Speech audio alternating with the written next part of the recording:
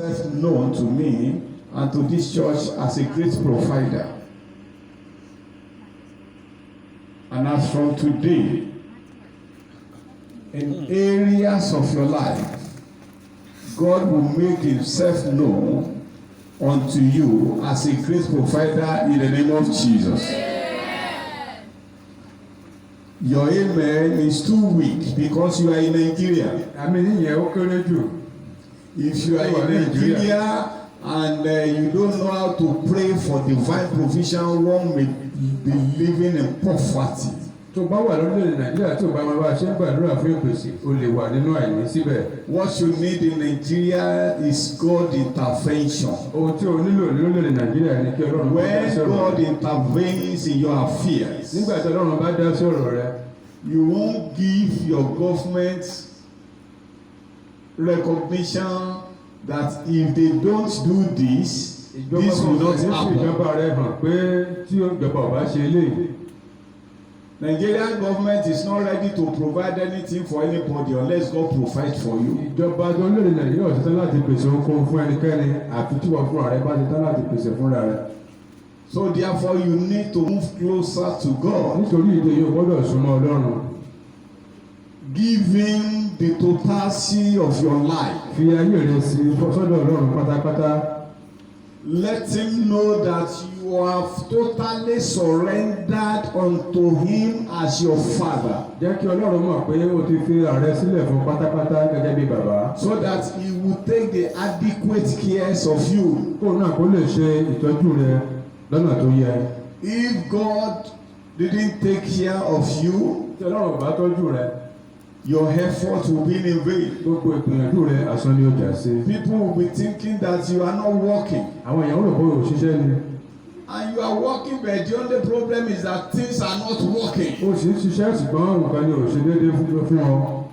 And that's God that will make things to be working for you. Ọlọ́run tó lè jẹ́ kí nǹkan kó ṣiṣẹ́ fún ọ. You need to move closer to him. Gbọ́dọ̀ súnmọ́.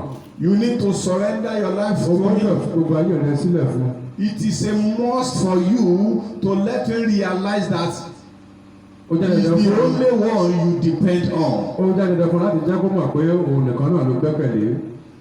Let's go to the book of Jẹ́ ká lọ sínú ìwé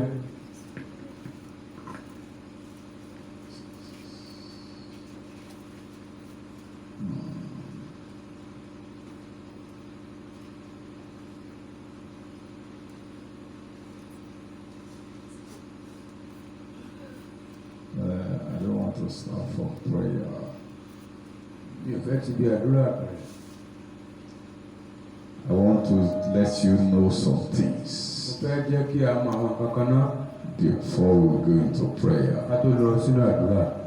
Hallelujah. Hallelujah.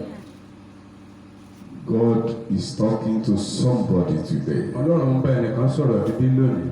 and I know it's me. Mo sì mọ̀ pé èmi ni. And as you are giving your life totally to him, Bí o sì ti ń fi ayé rẹ sílẹ̀ fún pátápátá lónìí. he will take a very good care of you. Òun náà sì ṣe ìtọ́jú rẹ. Let's go to the book of Psalm 105 verses 19 to 20.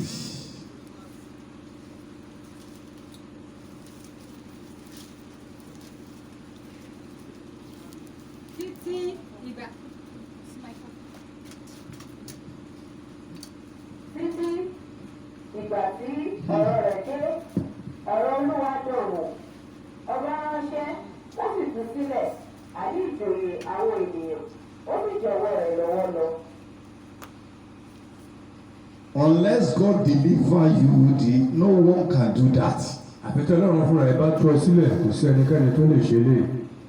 And before God can intervene Ṣé Ọlọ́run kó tó lè dá sí ọ̀rọ̀ rẹ? in your life affairs, Nínú gbogbo tó ní ṣe pẹ̀lú ayé rẹ. you need to move closer to Ìwọ God. fúnra rẹ gbọ́dọ̀ súnmọ́ Ọlọ́run yẹn. God wants you to see him as all in all. Ọlọ́run fẹ́ kó o rí òun gẹ́gẹ́ bí ọdún lè ṣe gbogbo. And if God did not deliver you, Tí Ọlọ́run bá wá tú ọ sílẹ̀ o, how will you go forward? bó ló ṣe fẹ́ tẹ̀síwájú? Nobody can go forward unless the person is delivered. Kò sí ẹni tí ó lè tẹ̀síwájú àfi tí Ọlọ́run bá tú sílẹ̀.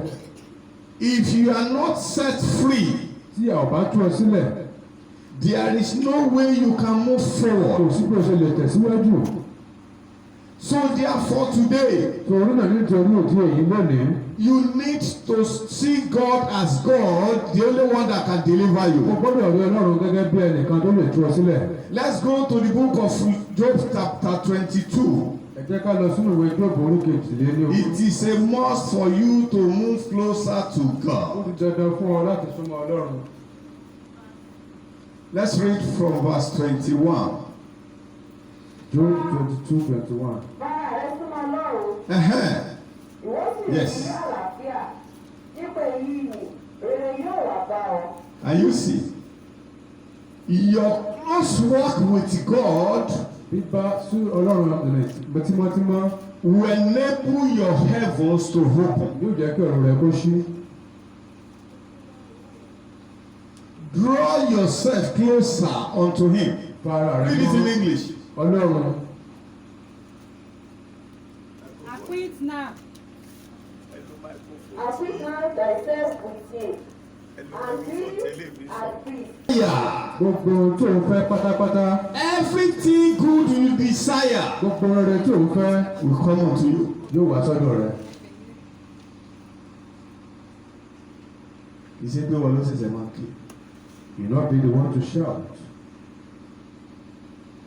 Whatsoever you need Ohun gbogbo tí o bá nílò will come to you. yóò wá sọ́dọ̀ rẹ. That is the level of faith you must have in God. Irú ìpele ìgbàgbọ́ tó yẹ kó o ní nínú Ọlọ́run nìyẹn. But it takes close walk with Him. Ṣùgbọ́n ó nílò kó o bá Ọlọ́run rìn kó o súnmọ́ pẹ́típẹ́tí. It takes mutual relationship with Him. Ìbáṣepọ̀ tó dán mọ́ná gbọ́dọ̀ wà láàrin ìwà àti Ọlọ́run. Stop deceiving yourself. Kọ̀ láti máa tara rẹ jẹ. A lot of people today, when they are in the church, they are a child of God. Ọ̀pọ̀lọpọ̀ ẹ̀ ló jẹ́ pé ìgbà tó bá wà nínú ilé ìjọsìn náà jẹ́ ọmọ Ọlọ́run. Children of God in the church, Ọmọ Ọlọ́run nínú ilé ìjọsìn. another person entirely outside the church. Ṣùgbọ́n ènìyàn mìíràn ni wọ́n nígbà tí wọ́n bá dé ìta. God hates deceit. Ọlọ́run ò fẹ́ ìtànjẹ.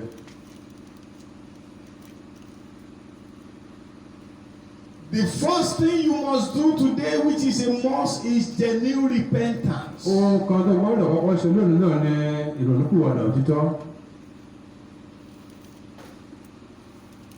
Where you have been deceiving yourselves, Gbogbo àwọn ibi tí o ti ń tanra rẹ jẹ tẹ́lẹ̀. repent today. Ìrònúpìwàdà lónìí.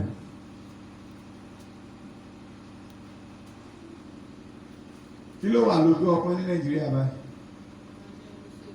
What is trending in Nigeria today? Eré kí ni ẹ ń sá kiri báyìí? Politics. Bí wọ́n tún ṣe dá nǹkan lọ́dún tí ń bọ̀. Ìgbà àwọn òsáré òṣèlú gan wọn ò lójú aráàlú. When they don't even run the race to contest, they don't have the time for the masses. Hallelujah. Hallelujah.